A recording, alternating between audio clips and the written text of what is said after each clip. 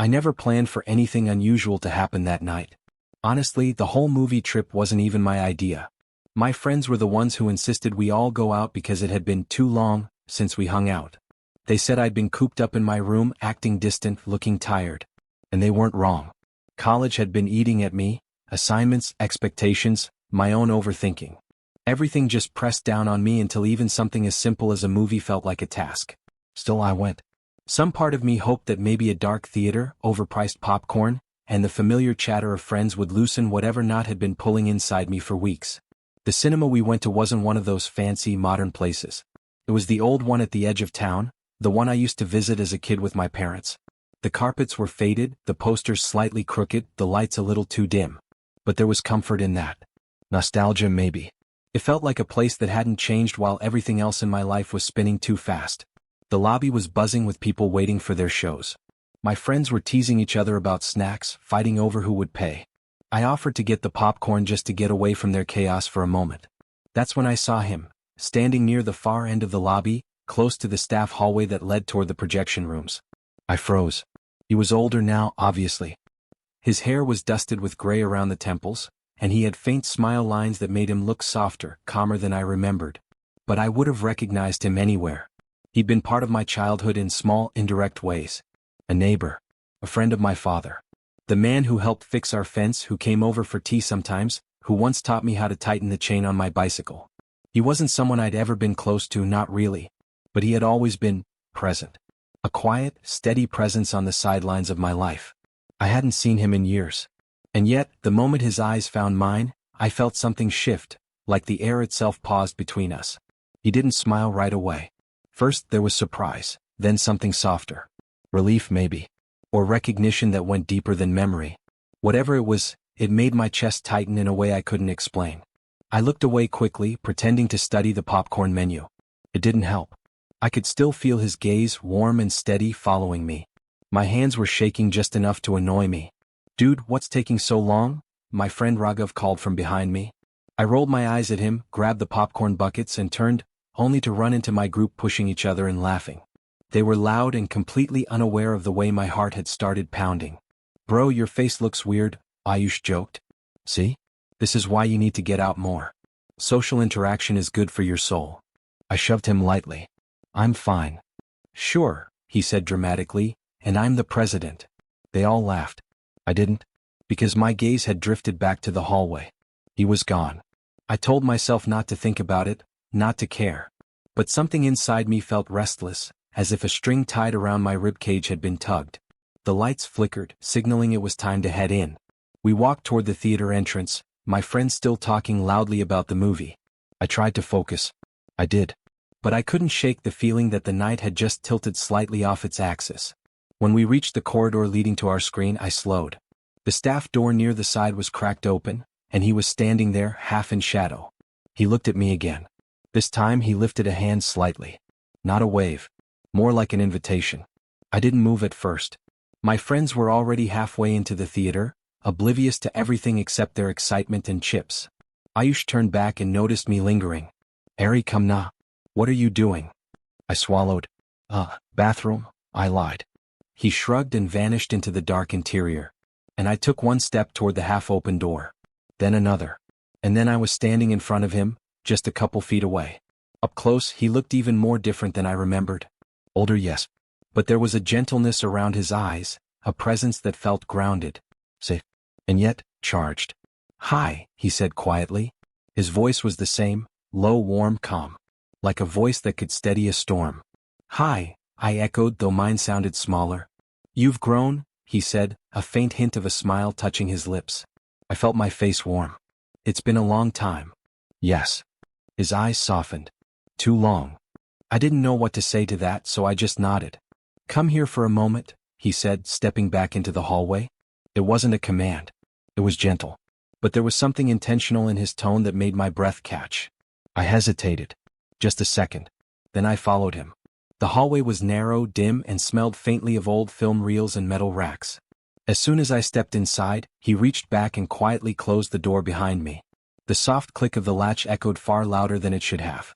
My heart thudded. Not in fear. Not exactly. Just intensity. I looked up at him, unsure why he had pulled me aside like this after years of silence. He didn't speak right away. Instead, he studied me, as though he was trying to read the parts of me I kept hidden from everyone else. "How have you been?" he finally asked. It wasn't casual. It wasn't polite. It was deep, intimate, concerned. I'm fine," I said automatically. His head tilted a little, the way someone does when they hear a lie they don't want to challenge directly. "You look tired," he murmured. Or maybe just lost. The words hit harder than they should have. No one had said anything like that to me in months. People asked about assignments, deadlines, whether I'd eaten, but no one really looked at me. Not like this. Not with this kind of quiet attention. He stepped a little closer, not intrusively, just enough to make me aware of the limited space between us. The metal rack behind me felt cold against my spine. "What are you doing here?" I asked, trying to distract myself from the tension building in the air. "Helping out," he said. "I manage the projection sometimes on weekends." Oh, I hadn't known that. Or maybe I had never asked. He glanced at me again, his eyes searching, gentle yet focused. "I saw you walk in," he said softly. "You looked alone." I blinked. "I came with friends." "That's not what I meant." My breath stilled. For a second, neither of us spoke. The silence grew thick, full of something unspoken, something I didn't have a name for yet. I shifted slightly, and my elbow brushed a sharp metal edge on the rack. Before I could react, he reached out instinctively and caught my arm, guiding it away. His touch was warm, steady, lasting just a fraction too long to feel accidental. Something in my chest tightened. He let go slowly, almost reluctantly, his fingers grazing my sleeve before pulling away. "Careful," he murmured. "Thanks," I whispered, though my voice sounded uneven. He looked at me for another long moment, eyes soft, expression unreadable. Something like hesitation flickered through him, followed by something deeper. Something he seemed to swallow back. I had no idea what it was or why it affected me so much. But I felt it, deep in my bones. Out of nowhere, my phone buzzed. A message from Raghav. "Bro, where are you?" Movie started. I turned my phone screen down quickly, suddenly aware of how close we were standing. He noticed the movement. A faint smile touched his lips. "You should go," he said quietly. "Your friends are waiting." I nodded, but I didn't move. I didn't want to.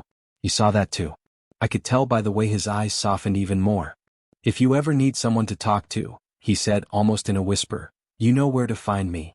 He opened the door gently, letting the theater lights spill into the hallway. And I stepped out, feeling like something inside me had been stirred awake. As the door closed behind me, I realized something with a sharp clarity. This night was not going to be ordinary. Something had shifted. And whatever it wasn't going away. I slipped back into the theater, trying to blend into the darkness like nothing had happened. My friends barely noticed me return. Ayush handed me a tub of popcorn without looking away from the screen, and Raghav muttered something about missing the first 5 minutes. Their focus stayed on the explosions and loud background score. But my attention didn't. I sat there, the noise of the movie thundering in the room, yet all I could hear was his voice. "You look lost." It echoed, replayed, lingered in every breath I took. What unsettled me most wasn't the words. It was the feeling that he'd seen something in me, something no one else bothered noticing. Hours later, when the credits rolled and the house lights came on, the spell of the night didn't break. If anything, it deepened. My friends jumped up to stretch, already complaining about the plot. But I stayed seated for a moment, staring at the emptying screen, feeling like the world was drifting away from me. "You coming or not?" Raghav nudged my shoulder. "Yeah," I said, forcing myself up. We walked out into the lobby, which had grown quieter. A few workers swept popcorn off the floors, talking softly. My friends were arguing about food, laughing, nudging each other. But I kept glancing toward the hallway, toward the door he'd closed behind me. I tried to tell myself I was overthinking. I always did this, reading too much into small things, giving meaning where there was none. I told myself he'd simply been kind, concerned. That he did that for everyone. But that wasn't true. I knew it wasn't. The way he looked at me, it wasn't general concern. It wasn't casual. It was something quieter. Heavier. Like something he hadn't meant to reveal. My thoughts spun until my friends decided they wanted to grab shawarma from the corner store. I almost went with them, almost. But then, just as we pushed open the main exit door, cold night air brushing our faces, I caught sight of him again. He was standing near the side of the building, leaning lightly against the metal railing, hands in his jacket pockets. The soft glow of the street lamp caught the outline of his face, The curve of his jaw, the faint wrinkles around his eyes. He wasn't looking at the sky. He wasn't looking around. He was looking at me. Something in my chest stumbled. "I'll catch up," I said to my friends. They barely registered it.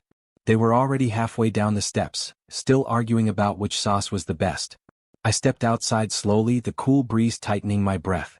Every step I took toward him felt hesitant and deliberate, like my mind and my body weren't fully synchronized. He didn't move until I was just a few feet away. "Hey," he said softly. "Hi. Cold night," he murmured. I nodded, rubbing my arms instinctively. He didn't speak for a moment.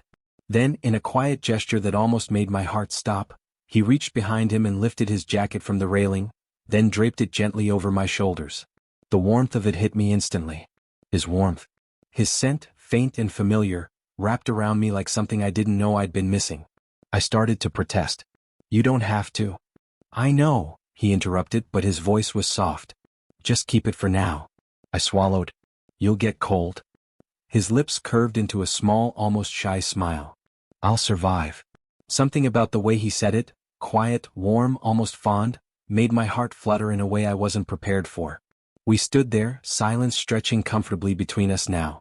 My breath mixed with the cold air, but his jacket radiated heat down my arms. I tugged it closer. "You didn't stay for the whole movie," he said. I blinked. "You noticed?" He held my gaze. For a moment he didn't say anything. Then, "I notice more than you think." My stomach tightened, but not unpleasantly. More like anticipation. "Did something happen?" he asked gently. I laughed a little, but it sounded hollow. "Nothing dramatic. I've been in my head lately." His expression shifted. Soft concern, quiet understanding. "Do you want to talk about it?" he asked. The sincerity in his voice disarmed me. He wasn't asking out of politeness. He really wanted to know. "No one really asks me that," I admitted before I could stop myself. His brows lowered just slightly. "They should." I looked at him, and I knew he meant it. I didn't open up completely, not yet. But I found myself saying things I hadn't said to anyone in months. I guess I just feel like I'm drifting. Like everyone else knows where they're going and I'm just trying to catch up. He listened. Really listened.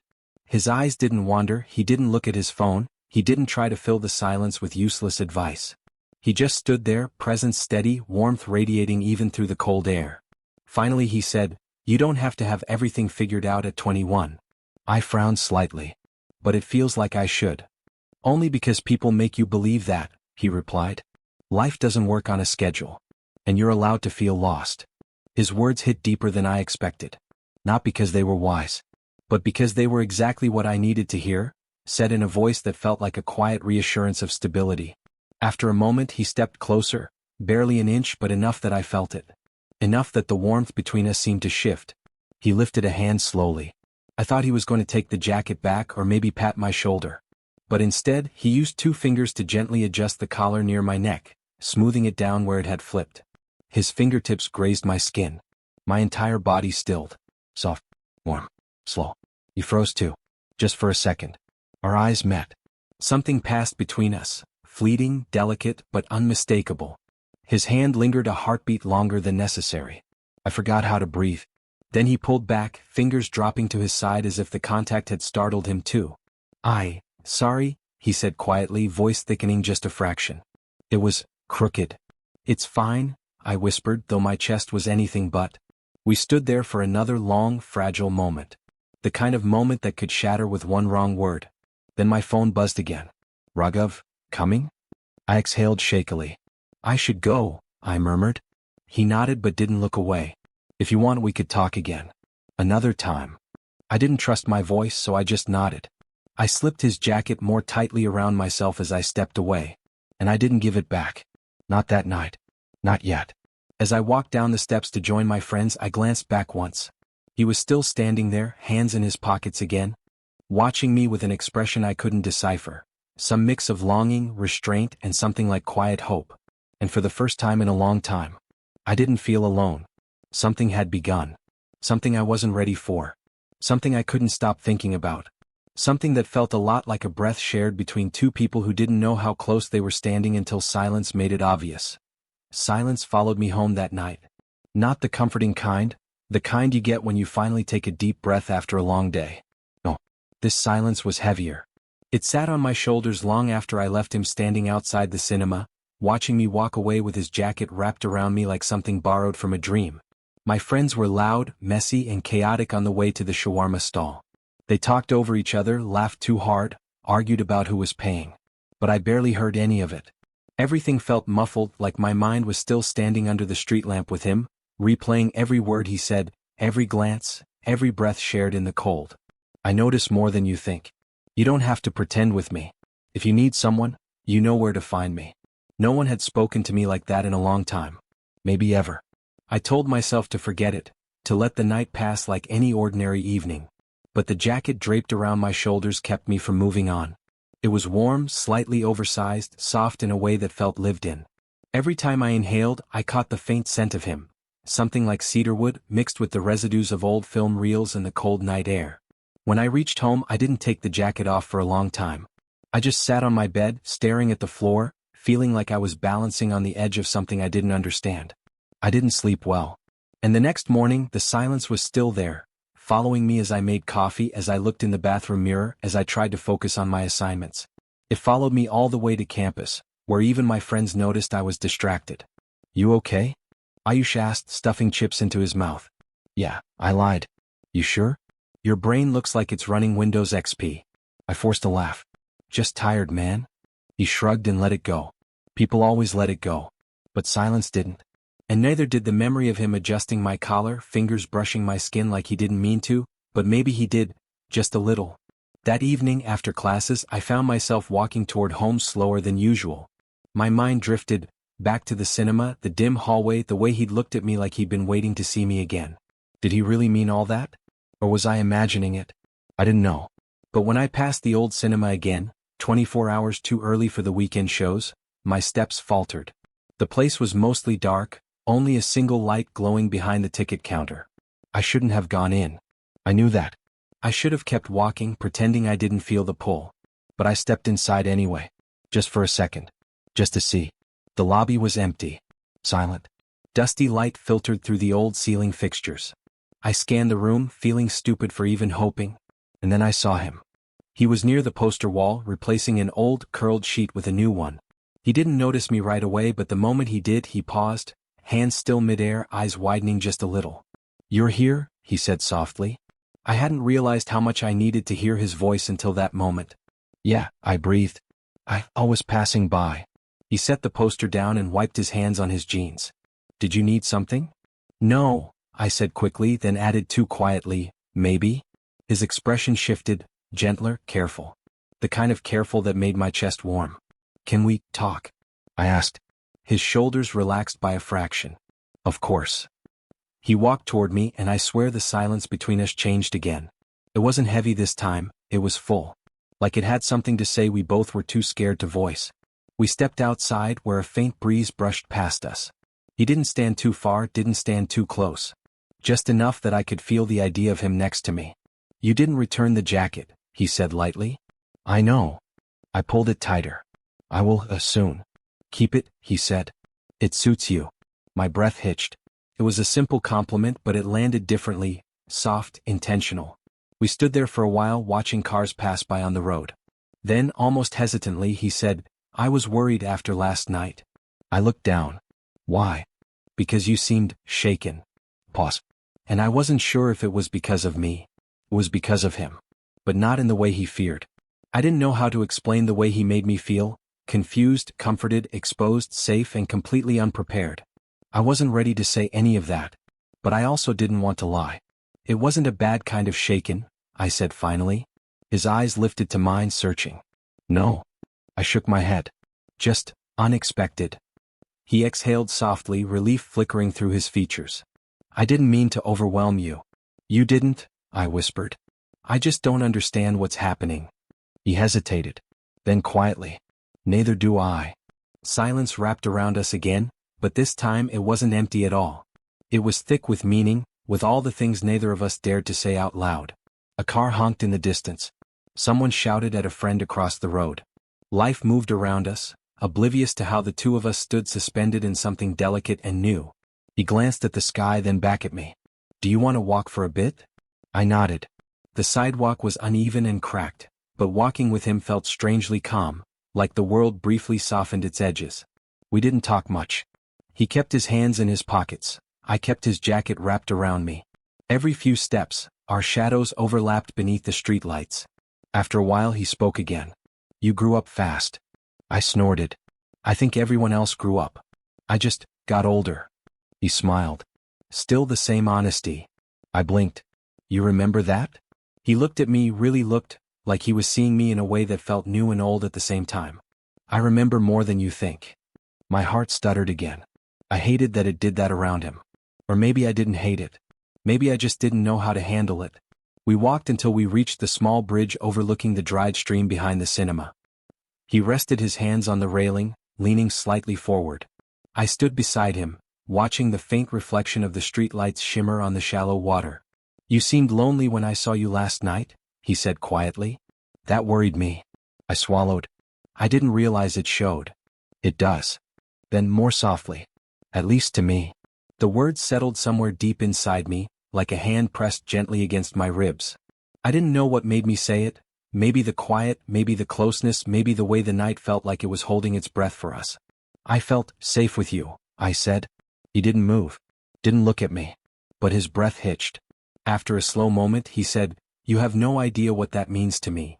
My chest tightened, not in confusion this time but in recognition. Something was happening. Something neither of us prepared for. Something we both felt. And the silence that followed didn't scare me anymore. It comforted me. Held me. Spoke for both of us. We stayed there until the wind grew colder. Then he walked me home, quietly, without asking or insisting. Just walking beside me like it was the most natural thing in the world. When we reached my street he stopped. Good night, he murmured. Good night, I whispered back. He hesitated for a moment, like he wanted to say something else. But instead, he gave me a small, gentle nod and turned away. I watched him go, my heartbeat steady and trembling all at once.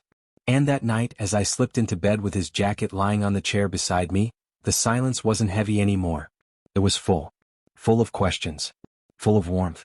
Full of the beginning of something I didn't know how to name yet. But I knew one thing for certain. The silence that followed him was the first silence in a long time that didn't make me feel alone, that I didn't plan on seeing him again so soon. After that night on the bridge, I told myself I needed space. Time to clear my head, time to understand why the sound of his voice stayed with me long after we parted, why the jacket on my chair felt like someone waiting for me. But 2 days later, on a quiet Sunday afternoon, my phone buzzed.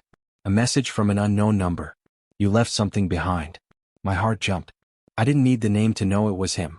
I typed back before my brain had the chance to interfere. What did I leave? Another message. Come by the cinema when you're free. I'll show you. The words weren't dramatic or suggestive. They didn't need to be. Somehow they still pulled me toward him like gravity. The cinema looked different in daylight. Softer. Less haunted. Dusty light streamed through the windows, making the old posters look like relics instead of forgotten scraps. He was standing on a ladder near one of the projectors when I walked in. He didn't see me immediately, but when he did, his expression softened so subtly it almost wasn't there, just a small shift, a quiet recognition. You came.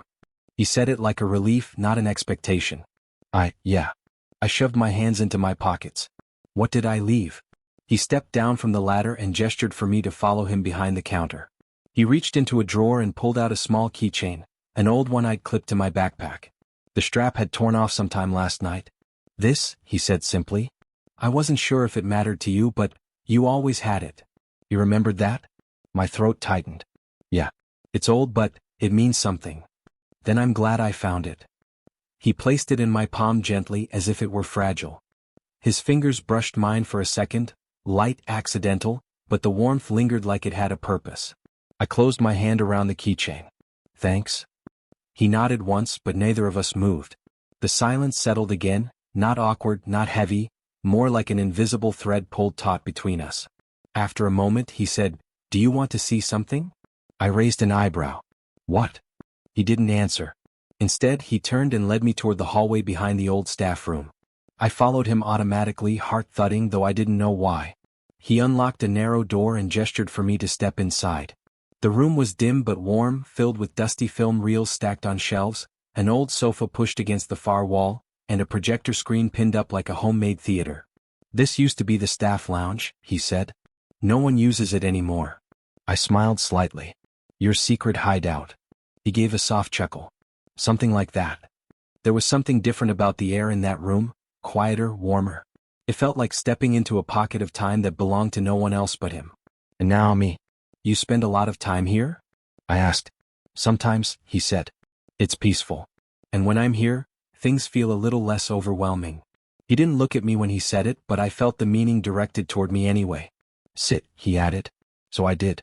He joined me on the sofa, not too close, not too far, and inserted a film reel into the projector. The machine whirred softly, casting flickering light across the room. What movie is this? I asked. Does it matter? I shook my head. No, not at all. The room filled with faint music from the old speakers. For a while we watched in silence, though I wasn't really paying attention to the screen. My awareness kept drifting, to the way his arm rested on the back of the sofa, to the soft rise and fall of his chest, to how close his knee was to mine. Every time he inhaled, I felt it. Every time he shifted, the warmth of his body brushed the air between us. At one point the projector light flickered and dimmed. I leaned forward instinctively, and the movement made my shoulder graze his. The touch was small. Barely anything. But the effect was immediate. He stilled. I stilled. The air tightened. Not painfully, just loud. Sorry, I whispered. He didn't pull away. He didn't move at all. Instead, after a slow heartbeat, he murmured, "You don't have to apologize." His voice was quiet, barely above breath. It brushed the side of my neck like warmth. My pulse stumbled. I still shouldn't be weird. It's not weird. He said it firmly but gently, like he wanted me to believe every syllable. Then his hand, hesitant, unsure, moved a little closer to mine. Not touching. Not reaching. Just close enough that I could feel the heat radiating from his skin. A silent question. And without thinking, I let my fingers drift a little closer too. Not touching. Just near. Near enough that the space between our hands felt electric. We didn't look at each other. We didn't need to. The touch didn't happen, not fully. But the almost touch was louder than contact. My chest felt tight, warm, terrified, weightless. After a long moment, he exhaled shakily. You're shaking. I hadn't noticed until he said it. My hand trembled slightly, nerves, adrenaline, something else I didn't have a name for. Sorry, I whispered again. You're doing it again, he said softly. Doing what? Apologizing for feeling. The words hit deeper than I expected. I swallowed.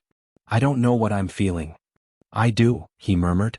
I turned my head sharply at that, but he kept his eyes fixed on the dim projector light, jaw tight, expression unreadable. You do, I whispered. He nodded once. Barely. But enough. A strange mix of relief and fear rushed through me, like being seen and exposed at the same time. I wanted to ask what he meant. I wanted to pretend I didn't know. But before either of us could speak again, the projector flickered twice and shut off completely, plunging the room into a soft, dusky glow. He got up to fix it and I followed behind him without thinking. He crouched near the machine, fiddling with the switch. I stood beside him, and when the light finally sputtered back to life, he turned his head just as I leaned down. Our faces were suddenly close. Too close. His breath brushed my cheek. Warm. Steady. Present. He froze. I froze. The moment stretched, thin, delicate, trembling. We didn't move. Didn't speak. Then, slowly, almost imperceptibly, he lifted a hand toward my face. I didn't breathe. His fingers didn't touch me. They hovered. Barely a whisper from my skin. And yet, my whole body felt the weight of it. He let the back of his knuckle graze my cheek. Soft. Tentative. Lingering. My breath hitched. He inhaled sharply as if the contact startled him too. The touch lasted maybe 2 seconds. But it stayed long after it ended. He pulled his hand back suddenly, too fast, like the realization of what he'd done hit him all at once. I shouldn't have, he started. I stepped forward instinctively. Don't. He swallowed hard. I didn't mean to cross. You didn't. He stared at me, eyes full of conflict, fear, longing, restraint, something deeper. This isn't fair to you, he whispered. Who said anything about fair? Silence again, this time trembling between us. Then he stepped back, dragging a hand through his hair. I need a minute, he muttered. He walked to the far side of the room, leaning on the table, back turned to me. I watched the tension in his shoulders, the way he breathed like he was holding something in. I didn't follow him. I didn't push. But I didn't leave. After a long moment he spoke, voice low, unsteady. I don't want to hurt you. You're not. You don't know that, he said almost to himself. I took a slow step forward. Then let me decide that. He turned, not fully but enough that I saw the struggle in his eyes. The room felt impossibly quiet. Then he exhaled, long, shaky, surrendering to something neither of us could deny. He walked back toward me. Not close enough to touch, but close enough that the air between us changed again, warmer, fuller. We should go slow, he said softly. I nodded. Okay. His gaze drifted to my hand, still trembling slightly. He didn't take it. He didn't reach. But he let his fingers hover near mine again, just a breath apart. A touch that wasn't a touch. A promise without words. And somehow it meant more than anything else could have. We left the cinema together that evening, not walking side by side but matching steps naturally without needing to think. Every so often our arms brushed. Every so often the air between our hands buzzed. Every so often he looked at me like he was memorizing something new. The touches that lingered weren't the ones that happened. They were the ones that almost did. And somehow those were the ones I felt the most. The next few days felt unreal, like the air around me had changed, like I was moving through a world that suddenly had softer edges. Maybe it was him. Maybe it was the way his presence lingered in the corners of my thoughts.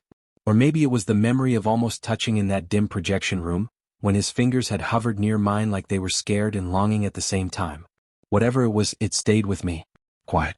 Warm. Unavoidable. I found myself returning to the cinema the next week. Not on purpose, at least that's what I told myself. I'd been running errands, the sun was setting, and my feet just drifted. When I reached the entrance, the lights were half off and the street outside was empty. I almost turned around, unsure if I should even walk in. Before I could decide, the door opened. He stepped out, locking up, wearing a simple t-shirt and slightly old jeans. He froze when he saw me, just for a second, but his face softened into the kind of smile that doesn't show teeth, only reveals the quiet relief behind the eyes. You're here, he said. It was the same thing he said last time, but something in his voice was different now. Warmer. Braver. I didn't know if you'd still be around, I replied. He pocketed his keys. I just closed. Good timing.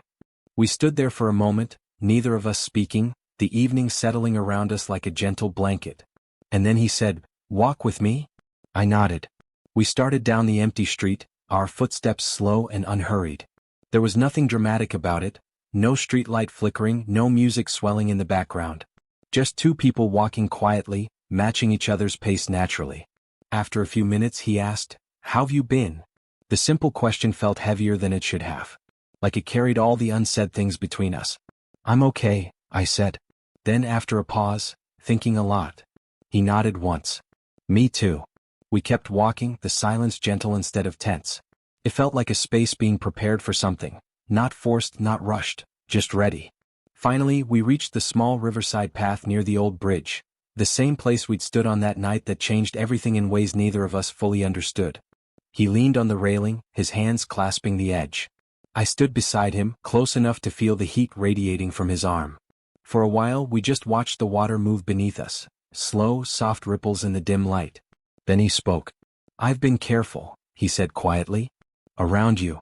I turned toward him. "Why?" He exhaled, eyes still on the water. "Because I don't want to confuse you. Or push you. Or make you feel something you didn't choose." I swallowed. "Art. What if I already feel something?" He looked up so fast it startled me. His eyes, usually calm, steady, were suddenly full of uncertainty and hope all tangled together. "You do?" he asked, almost afraid to believe it. I nodded. "I don't know what it is yet, but it's something. And I haven't felt something like it in a long time." He closed his eyes for a moment, like he needed a breath before letting the meaning settle. "I feel it too," he admitted. "More than I should, probably."